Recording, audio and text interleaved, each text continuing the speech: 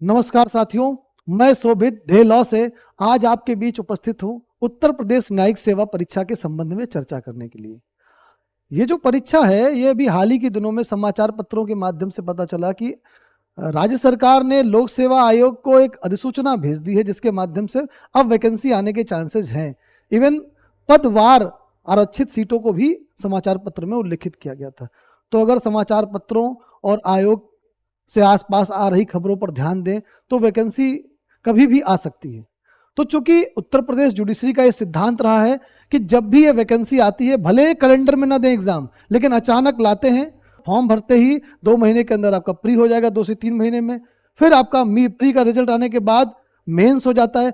Even 2018 के paper में देखा गया कि प्री का रिजल्ट आने के 25 दिन बाद ही मेंस करवा लिया गया। तो इतने कम समय के अंदर कैसे कोई बच्चा प्री निकलने के बाद मेंस की तैयारी करे? तो इतनी श्योरिटी उसकी प्री के स्तर पर ही हो जाए कि वो मेंस लिखने में उसको बाधा ना आए। तो इस संबंध में, और उसका फिर 2 से 3 महीने में कॉपी चेक कर उसका इंटरव्यू हो जाता है, और देन इंटरव्यू के अंतिम दिन तक उम्मीद होती है कि उससे 1 दिन या 2-4 दिन के अंदर रिजल्ट आ जाता है। तो अब इतने स्पीडी, या तो वैकेंसी आती है तो डिले हो जाती है, लेकिन जब भी वैकेंसी पीसीएस की आती है, विगत वर्षों में देखने को मिला है, तो वो काफी स्पीड से उसको कर देते हैं। तो हमको अपनी तैयारी इस बृहद सब्जेक्ट के लिए करनी होगी। हम कैसे करें अपनी तैयारी, हम कैसे अपने आप को फुलफिल करें? तो अगर उत्तर प्रदेश न्यायिक सेवा सिविल जज में जो भी अभ्यर्थी न्यायाधीश बनने का सपना देख रहे हैं, उन न्यायाधीश बनने के सपने के लिए हमको ये पता होना चाहिए कि उसके सिलेबस में क्या पूछा जाता है, उसका रोड मैप क्या है, क्या क्या पढ़ें, कैसे पढ़ें, किस तरीके से पढ़ें, किस सब्जेक्ट में किसको फोकस करें। तो आज की जो वीडियो है, ये उत्तर प्रदेश न्यायिक सिविल सेवा की जो सिलेबस है, उस सिलेबस पे डिस्कशन के लिए बनाया गया है कि कैसे एग्जाम पैटर्न होता है। प्री होता है, मेंस होता है, फिर इंटरव्यू होता है। तो ये त्रिस्तरीय परीक्षा जो है, इसको क्वालिफाई करने के लिए जब हमको पता है कि कम समय के अंदर अपनी तैयारी पूर्ण करनी होती है, तो हम कैसे पूरा करें? तो उस सिलेबस पे डिस्कस करने के लिए आज हम उपस्थित हुए हैं कि यूपी जुडिशरी की परीक्षा किन तरीकों से की जाती है। तो हमने आपको बताया कि प्रारंभिक परीक्षा, मुख्य परीक्षा और साक्षात्कार, इन 3 तरीकों से परीक्षा होती है। 3 स्तर पर परीक्षा होती है। अब प्रारंभिक परीक्षा में कितने प्रश्न पत्र होते हैं? तो 2 प्रश्न पत्र होते हैं। प्रारंभिक परीक्षा में 2 प्रश्न पत्र होते हैं। पहला प्रश्न पत्र सामान्य ज्ञान का होता है। तो बच्चों को ध्यान रखना है कि यहां जीएस नहीं पढ़ना है, जीके आएगा। मतलब क्या बड़ा है, क्या छोटा है, कौन पहले है, कौन बाद में है, एक जनरल नॉलेज के बारे में हमको जानना है। तो ये 150 क्वेश्चंस आते हैं, 150 नंबर के, अर्थात एक क्वेश्चन 1 नंबर का होता है। जो दूसरा पेपर है वो लॉ का है, विधि का, वो भी 2 घंटे का होता है। उसमें भी 150 प्रश्न ही आते हैं, लेकिन वो सारे प्रश्न 2 नंबर के होते हैं। अर्थात ये आपका हो गया 300 का। तो टोटल अगर हम प्री की बात करें कि प्री कितना है, तो हम प्री देखेंगे कि 450 का हमारा प्री है। इस 450 के प्री में अब चूंकि यूपीपीसीएसजे में माइनस मार्किंग होने लगी है, तो उस माइनस मार्किंग को कैसे टैकल करें?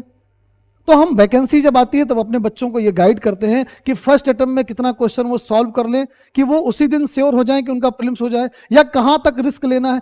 जैसे कुछ अलग स्टेट है, उत्तराखंड की अगर बात करें, तो चूंकि सीट ही कम आती है और 200 क्वेश्चन आते हैं, तो हम बच्चे से कह देते हैं तुम सम अटेम्प्ट करो, मैक्सिमम अटेम्प्ट करके आओ, क्योंकि 160 से लेकर 170 के बीच में उसकी कट ऑफ जाती है।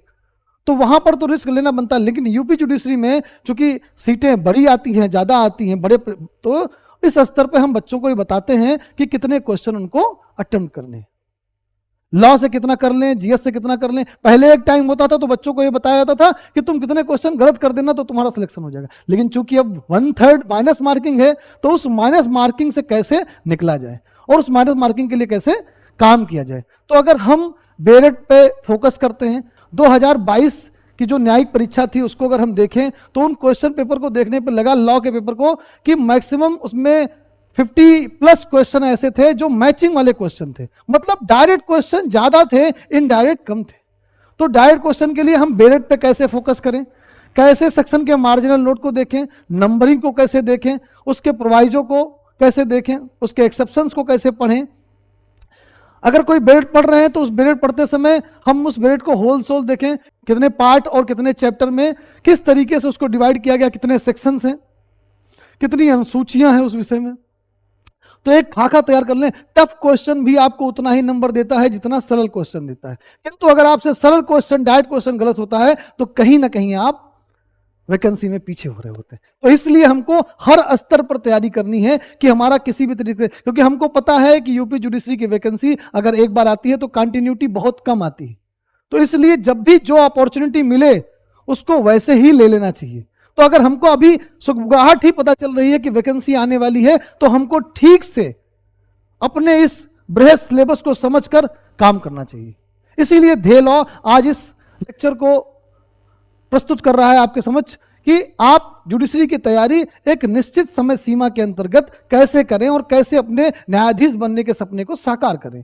इस उद्देश्य के लिए हम आपके पास आ जाए। तो जब तक प्री क्वालिफाई नहीं होगा, pre is the gate pass, pre आपके मेरिट को डिसाइड नहीं करता। आप लास्ट नंबर पर प्री क्वालिफाई करेंगे तो हो सकता है मेंस आप या हो सकता है जे आप टॉप कर जाए, बट कैसे गेट पास करें जहां प्रीलिम्स का खेल है, सही तो सही, गलत तो गलत, कोई अपॉर्चुनिटी नहीं है। तो हम प्री को क्वालिफाई करने के लिए क्या काम करें, हम कैसे आपको बेरेट पढ़ाएंगे, बेरेट पे कैसे आपका कमांड बने, जो रेलिवेंट फैक्ट्स और हैं, जो केस लॉज की लिस्ट है उनको कैसे पढ़ें, हर एक टॉपिक पे जो इंपॉर्टेंट केस लॉ चला आ रहा है, जो नए आपराधिक कानून आए हैं उनको कैसे पढ़ें। हाँ, अब नए आपराधिक कानून के संबंध में भी जब चर्चा करेंगे तो बताएंगे आपको हम कि कैसे उसको पढ़ना है, कैसे उसको याद करना है, उसके याद करने के क्या क्या पैटर्न्स हैं, हम कैसे पुरानी विधि को और नई विधि को संयोजन करके पढ़ लें, क्या बदलाव हुए हैं, इन बदलावों के संबंध में इन सब की विस्तृत जानकारी हम आपको अपने क्लासरूम में प्रोवाइड करते हैं। प्रारंभिक परीक्षा के पाठ्यक्रम पर चलते हैं कि क्या क्या पूछा जाता है। तो अगर हम सामान्य ज्ञान की बात करें तो चूंकि सामान्य ज्ञान कुछ भी कहीं से पूछा जा सकता है, लेकिन 2022 से जो पैटर्न चेंज कर दिया गया उस पैटर्न में हमको देखने को मिला कि ये जनरल विषय तो है ही हैं, लेकिन अगर हम प्री के पेपर को देखें जो सामान्य ज्ञान का होता है, उस सामान्य ज्ञान के पेपर में अगर हम देखते हैं तो भारतीय इतिहास, भारतीय संस्कृति, भारतीय भूगोल, विश्व का भूगोल नहीं है पीसीएसजे में, भारत का भूगोल है, भारतीय राजनीति, राजव्यवस्था, अर्थव्यवस्था के संबंध में बात है, राष्ट्रीय समसामयिक मुद्दे और सामाजिक सुसंगतता के विषय के मामले में जो अद्यतन चीजें हैं, भारतीय अर्थव्यवस्था, अंतर्राष्ट्रीय मामले और संस्थान, विज्ञान और प्रौद्योगिकी, साइंस एंड टेक, संचार और अंतरिक्ष क्षेत्र के संबंध में। तो ये सामान्य, ये पहले से सिलेबस ही था। अगर हम देखते हैं तो हमेशा जो तैयारी करने अभी आया है और जो तैयारी पहले से कर रहा है उसके बीच में अगर हमको गैप पता करना होता है तो करंट अफेयर्स जो पहले तैयारी कर रहे हैं और जो नए बिगनर्स हैं उन दोनों के लिए बराबर होता है। और करीब 35 to 40 क्वेश्चंस करंट अफेयर्स से आपके प्री के पेपर में रहते हैं। तो हम करंट अफेयर्स को कैसे पढ़ें, करंट अफेयर्स को कैसे क्लासिफाई करें, साइंस एंड टेक से रिलेटेड करंट अफेयर्स क्या है, इकोनॉमी से संबंधित क्या करंट अफेयर्स हैं, इंटरनेशनल संस्थाओं से और उनसे संबंधित क्या करंट अफेयर्स हैं, ज्योग्राफी को लेकर कोई करंट अफेयर्स आया है। तो हम हर तरीके से रीजनल जो सब्जेक्ट्स हैं उनको तो पढ़ ही रहे हैं, लेकिन उनसे कौन से करंट बन सकते हैं, किस इंडेक्स में भारत कहां पर है, गरीबी में कहां पर है, भुखमरी पर कहां है, हैप्पीनेस में कहां है, प्रेस फ्रीडम में कहां है, इन सब विषयों को कैसे याद करें और कैसे समाहित करके हम अपनी परीक्षा में जाएं, इस संबंध में चर्चा करते हैं। अब एक जीके का पेपर जो होता है वो थोड़ा अनसर्टेन होता है, लेकिन इस बार आयोग ने आपका काम थोड़ा सा हल्का कर दिया। और हल्का करके क्या कर दिया आयोग ने कि नए 9 अधिनियम जोड़ दिए, मतलब जो अनसर्टेनिटी वाला एरिया था उसमें सर्टेनिटी ला दी। भले इस एक्ट पर या इस सिलेबस पर केवल एक ही बार एग्जाम अभी 2022 का हुआ, तो उसमें तो कम क्वेश्चन पूछे गए, अराउंड 12 क्वेश्चन पूछे गए लमसम, लेकिन अब आने वाले टाइम में संभावना है। तो अगर 9 एक्ट हैं, हर एक्ट से अगर 3 क्वेश्चन जोड़ दें तो भी 27 क्वेश्चन हो जाते हैं। तो 27 नहीं तो 25, 25 नहीं तो 20, लेकिन ये सर्टेन है कि वो इन एक्ट से तो क्वेश्चन रहेंगे ही रहेंगे। तो कोई बहुत बड़े एक्ट नहीं है जिनको हम माइनर एक्ट्स कहते हैं। तो अगर हम इन 9 अधिनियम को अच्छे से पढ़ते हैं तो प्री ही नहीं, ये सारा हमारा मेंस में भी काम करेगा। और मेंस में भी आपको क्या है, आप मेरिट बेस्ड चीजों को लिखेंगे, हम आपको बताएंगे कि कैसे आपको उसको डिफाइन करना है, कैसे उसके एसेंशियल एलिमेंट लिखना है, और उसके बाद आप अच्छा उत्तर लिखकर अच्छे से अपना नंबर इस पेपर में पकड़। कहते हैं जीएस का पेपर और लैंग्वेज का पेपर अगर आपका अच्छा हो जाए तो आपका रैंक अच्छी होगी। इस रैंक को सुनिश्चित करने के लिए लॉ तो सब पढ़ते हैं, लेकिन जीएस वाले पेपर में भी जब 9 अधिनियम जोड़ दिए गए, मतलब जो अनसर्टेनिटी वाला पेपर था उसमें भी सर्टेनिटी ला दी गई, तो कहीं ना कहीं आपके साथ ये रियायत बरती गई है। जो फुल फोकस्ड पीसीएसजी की तैयारी करता है उसके लिए यहां बड़ा ही प्रॉफिट का काम हुआ है। तो इस 9 अधिनियम जो ये हम लोग पढ़ते हैं कि लैंगिक अपराधों से बच्चों का संरक्षण अधिनियम 2012 पॉक्सो, दिव्यांग व्यक्तियों के अधिकार अधिनियम 2016, माता पिता और वरिष्ठ नागरिकों का भरण पोषण अधिनियम और कल्याण अधिनियम 2007, दहेज निषेध अधिनियम 1961, घरेलू हिंसा महिलाओं का संरक्षण अधिनियम 2005 डोमेस्टिक वायलेंस एक्ट, कार्यस्थल पर महिलाओं के साथ लैंगिक उत्पीड़न के संबंध में अधिनियम 2013 जो पॉज था, जिसमें कि हम लोग विशाखा वर्सेस राजस्थान के केस की गाइडलाइन के आधार पर हम देखते हैं कि इस अधिनियम को निर्माण किया गया। फिर गर्भाधान और पूर्व प्रसव पीएनडीटी एक्ट जिसको हम लोग बोलते हैं, गर्भ प्रतिषेध अधिनियम, और फिर महिलाओं के अश्लील रूपण इंडिसेंट रिप्रेजेंटेशन एक्ट 1986 के बारे में पढ़ते हैं। तो ये जो 9 एक्ट जीके वाले पोर्शन में जोड़ दिए गए, इससे क्या हो गया, इससे ये श्योरिटी आ गई कि अब जो जीएस का पेपर है उसमें ये लॉ के 9 सब्जेक्ट तो रहेंगे, तो एटलीस्ट हम अपनी चीजों को अच्छे से कवर कर सकते हैं। जो दूसरा पेपर प्रारंभिक परीक्षा में प्री में होता है वो होता है विधि का। ये इसमें जो क्वेश्चंस आते हैं वो 2 नंबर के आते हैं। अब हमको ये समझना है यहां पर कि अगर 2 नंबर का प्रश्न आ रहा है और ये 10 सब्जेक्ट हैं यहां पर, तो अप्रॉक्सीमेट मान लेते हैं कि ईच से जो ईच सिलेबस है उस सिलेबस से कितना आएगा। तो अगर हम दूसरा पेपर देखते हैं और उसमें हम देखते हैं कि 2 नंबर में पूछा जाता है और 2 नंबर के प्रश्न 2 नंबर का एक प्रश्न होता है, तो 150 क्वेश्चन यहां पर भी पूछे जाते हैं 150। तो 150 को अगर हम देखते हैं कि कितने नंबर, तो अप्रॉक्सीमेट हर सब्जेक्ट से करीब 15-15 क्वेश्चंस बनते हैं। तो इन जब 15-15 क्वेश्चन हर सब्जेक्ट से बन रहे हैं तो क्यों ना हम उनको वैसे ही फोकस करके पढ़ें। हम प्रीलिम्स के कितने पेपर सॉल्व कर लें, मैक्सिमम क्वेश्चन पेपर लगा डालें, आंसर बंद करके अच्छे से आंसर लगाएं, बेट को साथ में रखकर पढ़ें, बेट को मैच करें, उससे रिलेटेड प्रोविजन पढ़ें।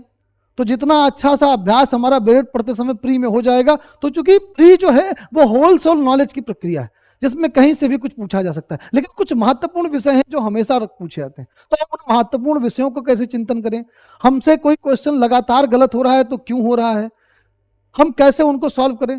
तो अगर हम देखते हैं कि इन सिलेबस को देखें तो विधिशास्त्र, जूरिस्प्रूडेंस, अंतरराष्ट्रीय संगठन, इंटरनेशनल ऑर्गेनाइजेशंस, वर्तमान अंतरराष्ट्रीय मुद्दे जो हैं, इंटरनेशनल करंट अफेयर्स, भारतीय संविधान, संपत्ति नियंत्रण अधिनियम टीपीए, कॉन्ट्रैक्ट, सीपीसी सिविल प्रक्रिया संहिता, भारतीय साक्ष्य अधिनियम 2023 मैंने लिख दिया है। तो अब चूंकि एचजेएस में, यूपी एचजेएस में हाईकोर्ट ने सिलेबस में दोनों को ऐड कर दिया है, तो ये पक्का है कि अब ये आगे वाले टाइम में सिलेबस चेंज हो जाएगा। बट चूंकि हाईकोर्ट के पास ये राइट है कि वो कैसे करेगा, तो इस संबंध में भी हमने यहां पर लिख दिया है। भारतीय न्याय संहिता, भारतीय नागरिक सुरक्षा संहिता 2023। तो ये कुल मिलाकर 10 विषय हैं। इन 10 विषयों से 150 प्रश्न, 150 प्रश्न पूछे जाएंगे। तो ये तय है कि ईच से 15 क्वेश्चन। मान लीजिए कभी कभी क्या होता है कि इंटरनेशनल करंट अफेयर से क्वेश्चन कम हो गए, तो संविधान, जूरिस्प्रूडेंस में कहीं से 1-2 क्वेश्चन बढ़ा दिए गए, लेकिन हमको ये मान के चलना है कि सबसे 15-15 क्वेश्चन पूछा जाएगा। हम अपनी तैयारी इस स्तर पर करेंगे।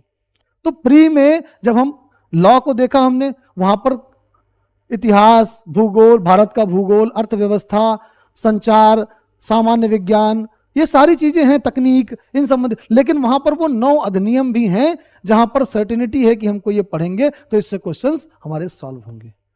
तो प्री के लिए नेगेटिव मार्किंग से कैसे बचें, पहले राउंड में अगर हम क्वेश्चन लगा रहे हैं तो हम पहली बार में राउंड लगा के अपना क्वेश्चन गिन लें, जिस पर कंफ्यूजन हो उसको सर्किल कर दें, हम लौट करा कर देखें। रिस्क तभी लें जब जरूरी हो। प्री वाले दिन ही इतना अस्थायित्व हो जाए, इतना कंफर्म कर लें कि अब तो कहीं नहीं, अब तो कल से प्री की तैयारी करनी है। क्योंकि मैंने आपको बताया 2018 की स्थिति कि 5 जनवरी को रिजल्ट आता है प्री का और 29 जनवरी से मेंस शुरू हो जाता है। मात्र 24 से 25 दिन का टाइम दिया जाता है आपको तैयारी करने की। तो कहते हैं मेंस की तैयारी पहले करेंगे तो 50 से 60% आपका प्री भी तैयार हो जाएगा, इवन 70% तैयार हो जाएगा। तो हम क्यों ना अपना कैसे कैसे हम मेंस की तैयारी कर रहे हैं उस पर फोकस करना है। तो अब आते हैं हम लोग दूसरे स्तर। जब मान लीजिए कि आपका प्री निकल गया और आप मुख्य परीक्षा की तैयारी कर रहे हैं, तो इस मुख्य परीक्षा की तैयारी के लिए आपको क्या पढ़ना है। तो पहले 5 पेपर होते थे, सभी को पता है। अब 2022 के नोटिफिकेशन से जो हिंदी माध्यम का एक डर था कि भाई 200 नंबर में तुम सीधे इंग्लिश पूछ ले रहे हो, जबकि आप फॉर्म भराते समय पूछते हो कि देवनागरी लिपि आपको आती है कि नहीं आती। तो अब हिंदी और इंग्लिश दोनों को बैलेंस्ड कर दिया गया कि कैसे पढ़ेंगे। तो ये 1000 नंबर की आपकी मुख्य परीक्षा होती है, 1000 नंबर की, इसमें से 200 नंबर आपका सामान्य विधि। तो ये मुख्य परीक्षा लिखित रूप में कराई जाती। अब इस लिखित रूप की परीक्षा में हम देखते हैं कि 3 घंटे का पेपर हो, सभी पेपर्स का है, 200 नंबर का पेपर होता है सामान्य ज्ञान का। अब इस सामान्य ज्ञान में जो आपने 9 अधिनियम प्री में पढ़े हैं, अगर उनको ठीक से बेरेट को पढ़ा है और आपने मेन जो सेक्शन है उनको टारगेट करके लिखा है, जो मूल अधिनियम है जैसे पॉक्सो हो गया, कार्यस्थल पर महिलाओं के साथ यौन उत्पीड़न हो गया, घरेलू हिंसा हो गई, ऐसे अधिनियमों को अगर चिन्हित करके हम पढ़ेंगे तो मेंस में भी हमको अनसर्टेनिटी वाले पेपर में सर्टन क्वेश्चन तो मिलने ही मिलने हैं। और 2022 के पेपर में एक अच्छा रिस्पॉन्स देखने को मिला पॉक्सो से कि उससे कई क्वेश्चन पूछे गए और छोटे छोटे क्वेश्चन। आपको डरने की बात नहीं कि उसमें मटेरियल नहीं है, उसमें सेक्शन, उसमें सीधे पनिशमेंट पूछ लिया कि एग्रावेटिव सेक्सुअल असॉल्ट में क्या पनिशमेंट है, तो सीधे आपको सेक्शन फोकस करके लिख देना है। तो बहुत, क्योंकि अब आपको पता है कि यूपी जुडिशरी में 2015 से स्पेस में पेपर आपको करना है, तो कैसे स्पेस में पेपर करना है उसके संबंध में अभी हम बात से वार्ता करेंगे। तो ये 6 प्रकार के पेपर होते हैं जिसमें हम लोग सामान्य विधि, जो इंग्लिश का पेपर 3 घंटे का है वो 100 अंक का है, इसमें 50 अंक का आपसे एस्से पूछा जाता है। 3 टॉपिक दिए जाते हैं, उन 3 टॉपिक में से कोई एक एस्से। तो अगर आपने करंट अफेयर अच्छे से पढ़ा है, कॉन्स्टिट्यूशन अच्छे से पढ़ा है, तो 1-2 टॉपिक तो आपको ऐसे मिल जाते हैं जो जनरल टॉपिक्स हैं, तो उनको हम कैसे कवर करें। अगर आपने अच्छे से करंट अफेयर पढ़ा है तो आपको परेशान होने की जरूरत नहीं है, आप इतना अच्छा से अच्छा आप अपना एस्से लिख सकते हैं। एक प्रेसी राइटिंग आती है, तो प्रेसी राइटिंग को कैसे कम कर सकें, जो एक पैरा दिया गया उसको 1/3 कैसे कर सकें, उसका क्या टाइटल रख सकें। तो प्रेसी राइटिंग डेली एक आधे घंटे 15 मिनट का डेली का क्या है, एक एक्सरसाइज है, उसको करेंगे तो अच्छे से हो जाएगा। और फिर ट्रांसलेशन में आपका नंबर नहीं करता, जिस स्टेप तक आप ट्रांसलेशन करेंगे तो 20 नंबर का ट्रांसलेशन पूछा जाता है, तो 100 मार्क्स का पेपर ये हो गया। हिंदी में भी सेम तरीका है कि 50 नंबर का निबंध लिखना है, 3 प्रकार के प्रश्न पूछे जाएंगे। हिंदी में भी निबंध 50 नंबर का पूछा जाएगा और 3 निबंध के ऑप्शन रहेंगे, तीनों में से कोई एक करना होगा, 500 शब्दों में लिखना होता है। और ऐसे ही यहाँ पर हिंदी से अंग्रेजी में अनुवाद करना होता है और एक प्रेसी राइटिंग प्रसंग है उसको कम करके आपको लिखना होता है। फिर लॉ के 3 पेपर आपको पता है कि विधि प्रश्न पत्र प्रथम, जिसको हम लोग सब्सटेंटिव लॉ बोलते हैं, अभी इसके सब्जेक्ट के बारे में चर्चा करेंगे। दूसरा प्रक्रियात्मक विधि और साक्ष्य विधि बोलते हैं। तीसरा राजस्व विधि और दंड विधि के संबंध में पढ़ते हैं। तो ये 1000 नंबर का पेपर है लिखने का। तो इस 1000 नंबर के पेपर को हम कैसे पढ़ें और कैसे जाने, इसके संबंध में होता है। तो जो प्री का सिलेबस था सामान्य ज्ञान का, वही जो ऑब्जेक्टिव में करना था अब उसको डिस्ट्रक्टिव में करना है, अब उसको लिखित तरीके से करना है। तो हम उसकी प्रक्रिया को कैसे पालन करेंगे, कैसे जो पूर्व में पेपर पूछे गए हैं कैसे उसको सॉल्व करते हैं, उसके संबंध में चर्चा देखते हैं कि कैसे कैसे करेंगे। और वही 9 अधिनियम जो आपने पढ़े थे, उन 9 अधिनियमों को अगर आप अच्छे से पढ़ लेते हैं तो आप निश्चित तौर पर अपना सिलेक्शन पाएंगे, एक अच्छी रैंक बनती है आपकी। देखिए भाषा के पेपर में निबंध 50 अंक का, और जो प्रेसी आती है वो 30 नंबर की, और अंग्रेजी अनुवाद जो आता है वो 20 नंबर का। हिंदी भाषा में भी सेम वही पैटर्न है। तो पहले चूंकि हिंदी भाषियों को बहुत डर लगता था, लेकिन अब पेपर को सामान्य कर दिया गया है, 100 नंबर की इंग्लिश, 100 नंबर की हिंदी। तो अभ्यर्थियों के अंतर्गत ये जो बंटवारा था उसको अब हटा दिया गया, तो हिंदी भाषियों को इससे डरने की जरूरत नहीं है। जितना सिलेक्शन हिंदी भाषियों का होगा उतना ही अंग्रेजी भाषियों का होगा। बस अपने लिखने के पैटर्न को एक दिशा दीजिए, कौन से शब्दों का चयन करना है। हम डे टू डे की बोलने वाली भाषा, क्योंकि जो टीचर कॉपी चेक करने जा रहा है वो भी समाज का ही व्यक्ति है। अब आप हिंदी में ही अपनी भाषा का प्रयोग करके लिख दे रहे हैं, तो हम कैसे विधिक प्रावधानों को, कैसे बेट को लिखें, कैसे उन भावार्थ को निकाल सकें जो विधि कहना चाहती है। बहुत ही हल्की भाषा का प्रयोग ना करें, कैसे हम इस चीज को कवर अप कर सकते हैं। देन हम आते हैं सारवान विधि, लॉ का जो फर्स्ट पेपर होता है उसमें संवैधानिक विधि। अब यहां हमको समझना होगा कि किस पेपर का कितना ज्यादा महत्व है लॉ के पेपर में। हमने जो अभी जीएस का पेपर पढ़ा उसमें भी करंट अफेयर यहाँ पर 50 से 60 नंबर का आपको करंट अफेयर मिलेगा। तो हमको करंट अफेयर अच्छे से अपना तैयार करना है, क्योंकि उसमें आप जो नया जो इस बार पेपर दे रहा सब उसमें बराबर होता है उस फील्ड में। अब आती है कि संवैधानिक विधि। अब चूंकि मैंने आपसे बताया था कि 2015 से एक निश्चित पेपर जो बनाया जाता है जहां पर आप आंसर राइटिंग करते हैं, वहीं पर क्वेश्चन लिखा हुआ है, उसी के नीचे आपको अपना आंसर लिखना है। तो हम कैसे उसमें 5 नंबर का क्वेश्चन है तो कैसे कितना लिखना है, 1 पेज लिखना है। अगर 10 नंबर का है तो 2 पेज मिल जाता है, 15 में 2.5 या 3 और 20 में 4 पेज दे देता है आयोग आपको लिखने के लिए। अच्छा, पहले क्या होता था कि अगर कंपलसरी क्वेश्चन है तो हम उसको कहीं पर भी लिख सकते थे, क्योंकि कंपलसरी नहीं आता था तो हम उसको पीछे लिख देते थे। लेकिन जब से ये निश्चित समय सीमा और निश्चित स्थान वाला पेपर बना दिया आयोग ने, तो अब आपकी अपनी मनमर्जी नहीं चलेगी। अब जहां क्वेश्चन लिखा है वहीं पर नीचे आपको उत्तर लिखना है। तो उससे पहले हमको ये पता करना चाहिए कि इस लॉ के पेपर में, जो तीनों लॉ के पेपर हैं, उसमें कंपलसरी का कितना वेटेज है। क्योंकि बिना कंपलसरी के तो आप वैसे भी आपका पेपर अच्छा नहीं जाएगा, तो कंपलसरी को कैसे अच्छे से करें। तो तीनों पेपर को अगर मिला लेते हैं तो करीब 190 नंबर कंपलसरी के अनिवार्य प्रश्न है, तो उनको तो करना ही है। तो उनको कैसे करें हम, उसके संबंध में हम चर्चा करने आए। तो संवैधानिक विधि अगर हम देखते हैं कि संवैधानिक विधि, तो ये पहले से जियो है कि 50 नंबर का प्रश्न पूछा जाएगा। अब यहां टोटल प्रश्न कितने पूछे जाते हैं, यहां टोटल 10 प्रश्न पूछे जाते हैं, और 10 में से कितने करने होते हैं, 6 प्रश्न करने होते हैं। अब 6 प्रश्नों को सॉल्व करना है, तो साथ में बता दिया गया कि पहला प्रश्न प्रश्न संख्या प्रथम और दूसरा ये क्या है, अनिवार्य है। तो पहला प्रश्न 50 नंबर का संविधान से आ गया। संविधान के प्रश्न में करीब 4 पार्ट या 3 पार्ट होते हैं, तो संविधान के प्रश्न के अंतर्गत 50 नंबर पहले से फिक्स है। तो अब पहले क्या होता था 2015 से पहले कि अगर कोई मेंस लिखता था, कंपलसरी नहीं आ रहा तो पीछे लिख देता था, जैसे हम लोग एलएलबी में करते आते थे। लेकिन अब चूंकि कॉपी में पहले ही उसका स्थान छोड़ दिया गया है, तो उसी स्थान पर ही हमको अपना उत्तर लिखना है। तो इसलिए हमारा कंपलसरी अच्छा होता कि टीचर कॉपी पढ़े तो हमारा इंप्रेशन हमारा अच्छा जाए उसके समझ। तो संविधान विधि, अच्छा संविधान को जब पढ़ते हैं तो उसमें हमको लगता है संविधान में सब पढ़ना है। आप जब हमारे पास आते हैं, हम आपको बैक ईयर के पेपर का एनालिसिस दिखाते हैं। मेंस पेपर का एनालिसिस हमने बना रखा है अपना, कि मेंस में कहां से कितने क्वेश्चन कितनी बार कैसे कैसे पूछे जाते हैं। तो आप देखेंगे कि फंडामेंटल लाइट, डीपीएसपी और प्रेम्बल मिलाकर करीब 70 to 80% सिलेबस वहीं से कवर हो जाता है मेंस का। बाकी पीछे क्या है, ट्रांसफर ऑफ जजेस, अपॉइंटमेंट ऑफ जजेस, सेंटर और स्टेट का लीगल लेजिस्लेशन, एडमिनिस्ट्रेशन लेजिस्लेशन, कैसे ट्रेड और कॉमर्स होगा, आर्टिकल 301 से लेकर 307 तक, इमरजेंसी से रिलेटेड प्रोविजन, अमेंडमेंट से रिलेटेड प्रोविजन, संशोधन कैसे होगा, कहां होगा, उन सब के संबंध में तो करीब 70 to 80% तो आपका आगे ही तैयार हो जाता है। तो उसके संबंध में हमने पूरी केस लॉ की लिस्ट बना रखी है, कैसे एनालिसिस किया है मेंस में, कैसे कैसे पेपर, एक एनालिसिस बना रखा है मेंस पेपर का हमने। फिर आपका दूसरा जो आता है सेगमेंट, वो आता है फैमिली लॉ का, हिंदू और मुस्लिम लॉ से। तो जो दूसरा क्वेश्चन कंपलसरी होता है उसमें शुरू से देखने को मिलता है कि हिंदू लॉ और मुस्लिम लॉ करीब 30 नंबर का पूछता है। इसमें कभी कभी संविदा विधि, कभी कभी भागीदारी विधि को 5 नंबर या 10 नंबर में इसमें लगा दिया जाता है। तो मुस्लिम विधि और हिंदू विधि, तो अभी तक का जो पेपर का पैटर्न था, उस पेपर के पैटर्न को अगर हम देखेंगे तब तो हिंदू विधि और मुस्लिम विधि में मुझे दिखेगा कि 30 नंबर ही दिख रहे हैं। और कब चूंकि कॉन्ट्रैक्ट, टीपीए, पार्टनरशिप अगर इसको ऐड कर दिया जाए तो 20 ही नंबर का आता था।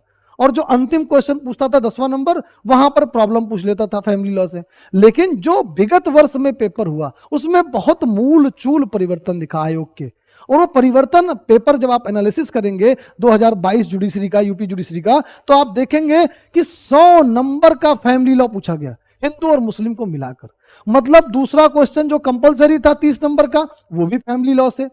चौथा क्वेश्चन जो था, जो कंपलसरी नहीं था लेकिन फैमिली लॉ से था। जो 5वां क्वेश्चन, जो अगला क्वेश्चन था, उसमें पहला क्वेश्चन जो पूछा गया था 10 नंबर का, 30 नंबर का क्वेश्चन था, उसमें 10 नंबर का क्वेश्चन फैमिली लॉ से। फिर जो आखिरी क्वेश्चन 10वां क्वेश्चन था, वो भी फैमिली लॉ पे प्रॉब्लम्स थी। और बहुत पुराने टॉपिक पूछ लिया गया, जैसे महंत का पद, सेवायत का पद क्या होता है, पवित्र ऋण कैसा होता है, उसके संबंध में प्रश्न पूछ लिए गए, जो कि बहुत ही पुराने प्रश्न हैं। लेकिन हमको तो तैयार रहना है हर प्रकार की परिस्थिति। अगर हमको पता चल गया है कि वैकेंसी आने वाली है तो हमको अवेयर होना चाहिए। हमने अपनी मेंस आंसर राइटिंग को अभी से करना प्रारंभ करना चाहिए कि हम कैसे अपना उत्तर लिखें, कैसे बेहतरीन और उत्तम उत्तर लिखें कि जो पहली अपॉर्चुनिटी मिले उसी में हम अपना सिलेक्शन ले लें। उस सिलेक्शन के लिए काम करना है, क्योंकि ये अपॉर्चुनिटी बार बार नहीं आती। आपके साथ वाला बंदा सेलेक्ट हो गया, फिर आपको 2 साल 3 साल बाद वैकेंसी आएगी, तब अपॉर्चुनिटी मिलेगी, तब तक पता लगा किसी और काम में व्यस्त हो गए। दिन प्रतिदिन लायबिलिटीज बढ़ रही हैं, तो हम कैसे जो सामने अपॉर्चुनिटी आ रही है हम क्यों ना उसी में अपने आप को फिट कर लें। अभी से इतनी मेहनत क्यों ना कर लें हमारे साथ मिलकर कि इसी बार सिलेक्शन ले लें। अब हमको पता चल गया कि हिंदू विधि और मुस्लिम विधि अप्रोक्सीमेट 30 नंबर का, लेकिन पिछला एग्जाम जो था उसने एक पैटर्न चेंज किया और उस पैटर्न चेंज में दिखा कि 100 नंबर फैमिली लॉ से पूछ लिए गए। हमारे पास ऑप्शंस हैं, बट अगर हम कंपलसरी अच्छे से पढ़ रहे हैं और हमको पता है कि फैमिली लॉ और मुस्लिम लॉ जब कंपलसरी में पूछा जाएगा, अच्छे से पढ़ा है, और अगर वो 100 नंबर आ गया तो आपकी तो लॉटरी लग जाएगी। बट हमको ये ध्यान देखना है। फिर हम अगर देखते हैं संविदा विधि, भागीदारी विधि, संपत्ति अंतरण विधि और विनिर्दिष्ट संतोष अधिनियम, इन चारों को अगर हम बात करें, चारों सिविल लॉ एक साथ अगर हम देखें तो करीब 90 नंबर कवर करते हैं आपके। अगर ये 30 नंबर का आता है तो 90 नंबर करीब करेंगे। तो संविदा विधि अभी तो नहीं अकेले, अब 22 वाले पेपर में संविदा विधि का प्रश्न ही नहीं पूछा गया। संविदा विधि जो कोर विधि थी, अब और 12 से लेकर 18 तक का एनालिसिस करेंगे तो इन तीनों से 90 नंबर का क्वेश्चन करीब बनता है। टीपीए फुल क्वेश्चन 30 मार्क्स का, पार्टनरशिप फुल क्वेश्चन 30 मार्क का, और फिर विनिर्दिष्ट संतोष अधिनियम और कॉन्ट्रैक्ट को मिलाकर या न्यास के जो मैक्सिम्स हैं, इक्विटी ट्रस्ट और इक्विटी के जो अपने मैक्सिम्स हैं, उन मैक्सिम्स को मिलाकर इस प्रकार के प्रश्न बन जाते हैं। तो ट्रस्ट इक्विटी के अंतर्गत न्यास विधि और साम्या विधि, न्यास और साम्या को अगर हम देख लें तो अब चूंकि साम्या में 12 मैक्सिम्स हैं, उन 12 मैक्सिम को अगर हम अच्छे से पढ़ लेते हैं तो ये जो चारों संविदा विधि है, संपत्ति अंतरण विधि है, भागीदारी विधि है, विनिर्दिष्ट संतोष अधिनियम है, हम उन मैक्सिम्स को इसमें यूज कर अपने उत्तर को और ज्यादा अच्छा और उत्तम बना सकते हैं। न्यास विधि सुखाचार अधिनियम से संबंधित और अपकृत्य विधि, ये 9 पेपर मिलाकर आपका जो लॉ का मेंस का फर्स्ट पेपर है वो आपका वो करते हैं और उसके माध्यम से आप आगे बढ़ते हैं। तो हमको दिख गया कि इस पेपर में जो लॉ का फर्स्ट पेपर है इसमें 80 नंबर कंपलसरी के हैं। 50 नंबर पहला क्वेश्चन जो कॉन्स्टिट्यूशन से पूछा जाएगा और जो फैमिली लॉ से मिला के करीब 30 नंबर का पूछा जाएगा। तो 80 तो कंपलसरी हो गया, और कंपलसरी हमको लिखना कहां पर है, कॉपी में पहले ही लिखना है। तो हम क्यों ना पहले से इस स्तर की तैयारी करें, अपना उत्तर लेखन इस प्रकार से करें कि जिसमें हम बेहतर से बेहतर नंबर पा सकें, हम अपने कुछ पॉइंट्स बना सकें, हम अपने सिनॉप्सिस बना के रख सकें कि हम जिस पर ये तैयारी कर लें कि हम अगर ये क्वेश्चन पूछा जाएगा तो इसमें हम ये पॉइंट्स ऐड कर देंगे और इस पॉइंट्स के माध्यम से हम ऐसा काम करेंगे। नेक्स्ट चलते हैं हम लोग लॉ का सेकंड पेपर, प्रक्रिया और साक्ष्य विधि। अब यहां पर टोटल क्वेश्चन कितने पूछे जाते हैं, 5 पूछे जाते हैं। यहां पर 5 प्रश्न पूछे जाते हैं। इन 5 प्रश्नों में अगर हम देखें तो कहा जाता है टोटल 5 प्रश्न करने हैं आपको। पहला प्रश्न जो है, जो प्रश्न संख्या 1 है, यह अनिवार्य है। अब इस अनिवार्य विषय को करने के लिए हम क्या करें, तो अभिवचन के सिद्धांत, निर्णय लेखन, तो वाद पत्र और लिखित कथन, या आपको जजमेंट राइटिंग करने के लिए आएगा। तो अब वाद पत्र अगर हो सकता है उसने रिटर्न स्टेटमेंट दे दिया है तो आपको वाद पत्र लिखकर एक अपना लिखित कथन तैयार कर देना है जिसका फैक्ट दे दिया गया। निर्णय के संबंधित है तो आपको उन सारी धाराओं के संबंध में ठीक से पता हो ताकि आप अच्छे से निर्णय लेखन कर सके। उसके लिए क्या, निरंतर आधे घंटे डेली अभ्यास करेंगे तो इस विषय पर यह 40 नंबर का प्रश्न आता है जो कि कंपलसरी है आपका। तो इस 40 नंबर में से आप आराम से 20 से 25 नंबर पा सकते हैं डेली प्रैक्टिस करने के बाद। बहुत ज्यादा पेन नहीं लेना है आपको। फिर यहां पर सीपीसी, सिविल प्रक्रिया संहिता, भारतीय नागरिक सुरक्षा संहिता और भारतीय साक्ष्य अधिनियम, ये 3 टाइप के अधिनियम जो डाल दिए गए हैं। इन तीनों में क्या है कि तीनों में अब आपको कहा गया 5 प्रश्न करने हैं। पहला प्रश्न अनिवार्य बता दिया गया। इस पहले प्रश्न अनिवार्य में हमने देखा कि पहला प्रश्न तो अनिवार्य हो गया, फिर 3 खंड दे दिए गए। इन 3 खंडों में मान लीजिए ए, बी और सी, 3 खंड दे दिए गए। एक में 3-3 प्रश्न होते हैं। इन 3 के अंदर भी 3 कुछ टॉपिक्स होते हैं, 2-3 करके या 2-3 करके प्रश्न बने रहते हैं। ये सीपीसी। अब सीपीसी के अंतर्गत प्रश्न पूछा गया, 3-3 प्रश्न है। ऐसे ही बीएनएसएस है, इस बीएनएसएस में भी 3 प्रश्न रहेंगे और यह रहेगा आपका साक्ष्य अधिनियम। तो इस बीएसए अब इस बीएसए में भी 3 प्रश्न रहेंगे। अब चूंकि आपको करना 5 प्रश्न है तो यह कहता है कि पहला प्रश्न अनिवार्य है जो कि आपको जजमेंट राइटिंग से लिखना है या वाद पत्र या लिखित कथन के माध्यम से आप कर सकते हैं। फिर सिविल प्रक्रिया संहिता, भारतीय नागरिक सुरक्षा संहिता और भारतीय साक्ष्य अधिनियम से आपको प्रश्न करने हैं। तो ये कहता है कि सभी से एक एक प्रश्न करने हैं और किसी एक से एक एक्स्ट्रा कर देना है। तो टोटल कितने हो जाएंगे? 5। भाई एक हमने अनिवार्य कर दिया, सीपीसी से, बीएनएसएस से और भारतीय साक्ष्य अधिनियम से हमने एक एक प्रश्न कर दिए, तो सब मिला के 4 हो गए। और इन तीनों से, चाहे सीपीसी से कर दें, चाहे बीएनएसएस से कर दें या भारतीय साक्ष्य अधिनियम से कर दें, इन तीनों से जब हम कर दें तो हम मानेंगे कि हमारा 4 क्वेश्चन हो गया और एक क्वेश्चन हमको एक्स्ट्रा कर देना है, तो 5 प्रश्न हमारे हो जाएंगे। दंड प्रक्रिया संहिता अभी इसलिए रखा है क्योंकि अभी आयोग का कोई ऑफिशियल नोटिफिकेशन नहीं आया है, लेकिन एचजीएस को, जैसे एचजीएस में किया गया है हाई कोर्ट के द्वारा कि भारतीय दंड संहिता को भी रखा गया और लिखा दिया गया एज अफोरसेड, जब से ये लागू हो जाएगा तो ये भी रहेगा। तो इसलिए अभी हमने इसको लिख रखा है ऐसा कि जब तक ऑफिशियल नोटिफिकेशन ना आ जाए तब तक हम इसको ऐसे ही करते हैं। तो प्रक्रियात्मक विधि जो है इसमें अच्छा नंबर हम पा सकते हैं और जब हम क्या करते हैं कि भारतीय साक्ष्य अधिनियम पूरा अच्छे से हमारा तैयार है, तो इसको मान के चलते हैं कि जो हमको 2 प्रश्न करने हैं वो हम इसी से करेंगे। हम तैयार करके जाते हैं सब, लेकिन ये तैयार करके मन में जाते हैं, लेकिन जब एज एग्जाम जब बैठते हैं, जब परीक्षा के मेज पर बैठे परीक्षा दे रहे हैं, तो ये सोचना है हमको कि हम क्या करें कि हम कम से कम नुकसान हमारा कहां पर हो। तो अगर सीपीसी के हमको 2 प्रश्न आ रहे हैं तो हम सीपीसी में चले जाएंगे, बीएनएसएस के 2 प्रश्न आ रहे हैं तो उसमें चले जाएंगे, और साक्ष्य अधिनियम को हम पूरा पढ़ के गए हैं, अगर वहां से आ जाएगा तो बेहतर उत्तर कैसे लिखें, क्योंकि प्रक्रिया के संबंध में जो व्यवस्थाएं बताई गई हैं उसको आपको सुचारू रूप से वैसे ही बतानी पड़ेगी। तो ये भी 200 नंबर का पेपर है जिसमें 40-40 नंबर के प्रश्न हैं। प्रथम प्रश्न अनिवार्य है। इन तीनों खंडों से, सीपीसी से, बीएनएसएस से और बीएसएस से आपको एक एक प्रश्न करने हैं और किसी एक से 2 प्रश्न करने हैं, ताकि कुल मिलाकर 5 प्रश्न आप कर सकें। तो ये द्वितीय प्रश्न पत्र है। अब ये जो छठा पेपर है, दंड और राजस्व और स्थानीय विधि, अगर इसकी बात करें हम तो सबसे ज्यादा जो अभ्यर्थी है वो इसी पेपर में थक जाता है। सबसे ज्यादा थका हुआ इसी पेपर में होता है, क्योंकि वो 3 दिन से पेपर दे रहा है। तीसरे दिन का आखिरी पेपर है ये। आपने पहले दिन सामान्य ज्ञान का पेपर दिया, उसके बाद आपने भाषा अंग्रेजी दिया, दूसरे दिन आपने हिंदी दिया और उसी दिन आपने शाम को सारभूत विधि दिया, और जिस दिन यह पेपर है उस दिन सुबह आपका कौन सा पेपर लगा हुआ है? प्रक्रिया और साक्ष्य विधि का पेपर लगा हुआ है।